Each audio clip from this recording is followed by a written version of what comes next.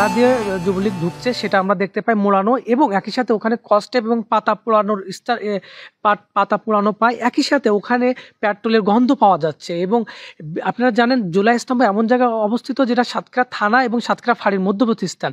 সেখানে এত আলামত থাকার পরেও এটা পুলিশ প্রশাসন অস্বীকার করছে, এটা হতাশ করেছে। এবং আমার কাছে তথ্য রয়েছে প্রতিটা থানার ওসি এবং রাজনৈতিক দলগুলো একসাথে আওয়ামী ফ্যাসিস্ট গোষ্ঠীকে উৎসাহ দিচ্ছে। কেন জানি মনে হয়েছে তাদেরকে যেন তারা আইনের আওতায় আনতে চাচ্ছে না এই জায়গা থেকে। এবং এত গুরুত্বপূর্ণ একটি স্থান আওয়ামী লীগ 11 তারিখ 10 তারিখ 11 তারিখ 12 তারিখ 13 তারিখ একটা কর্মসূচি ঘোষণা দেওয়ার পরেও কেন এই জুলাই স্মৃতিস্তম্ভ পুলিশ মোতায়েন করা হলো না, এটা একটা বড় প্রশ্ন।